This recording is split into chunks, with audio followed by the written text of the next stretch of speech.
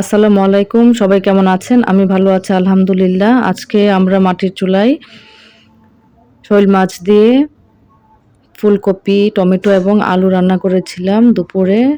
আপনাদের সাথে আমাদের রান্না এবং আশপাশের পরিবেশ শেয়ার করব। আশা করছি আপনাদেরও ভালো লাগবে।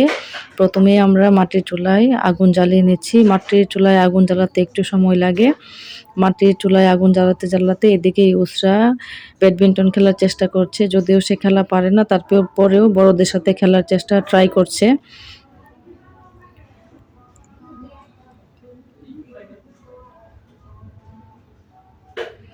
আমাদের আগুন জ্বালানো হয়ে গেছে। এখন আমরা চুলায় পাতিল বসিয়ে দিলাম। পরিমাণ মতো তেল এবং পেঁয়াজ, কাঁচামরিচ ভেজে নিচ্ছি। আমাদের পেঁয়াজ এবং কাঁচামরিচ ভাজা হয়ে গেছে। এখন পরিমাণ মতো মশলা দিয়ে নিচ্ছি।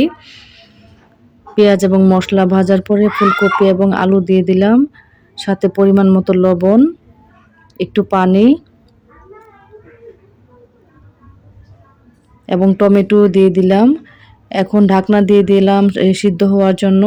আমার সবজিগুলো সিদ্ধ হতে হতে এদিকে আমি আমার পরিবেশটা দেখাচ্ছি। আমাদের কাঁঠাল গাছের ফাঁক দিয়ে দুপুরে রৌদ্রটা আসছে, দেখতে অনেক ভালো লাগছে।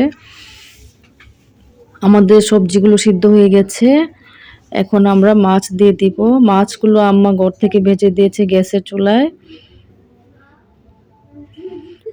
শীতের দিনে দুপুরবেলা বিশেষ করে এই টাইমটাতে গাছপালাগুলো দেখতে এত সুন্দর লাগে। রৌদ্র মনে হয় যে রৌদ্র হাসছে, গাছ সাথে সাথে গাছপালাগুলো অনেক সুন্দর লাগে। গাছের ফাঁকে ফাঁকে দুপুরে রৌদ্র দেখা যাচ্ছে।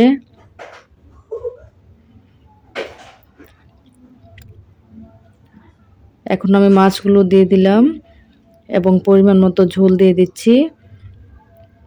আবারও ঢাকনা দিয়ে দিলাম ভালো করে সিদ্ধ হওয়ার জন্য। আমাদের সবগুলা সবজি সিদ্ধ হয়ে গেছে। এখন দিয়ে দিলাম কাঁচামরিচ।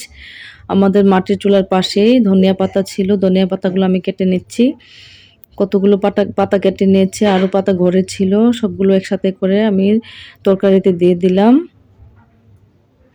আমার ফুলকপি তরকারি রান্না করা হয়ে গেছে। মাটির চুলায় রান্না সচরাচর এত সুন্দর হয় না দেখতে। আমার আজকের তরকারিটা দেখতে অনেক সুন্দর হয়েছিল এবং খেতেও অনেক মজা হয়েছিল। আশা করছি আপনাদেরও ভালো লাগবে। সবাই ভালো থাকবেন। আসসালামু আলাইকুম।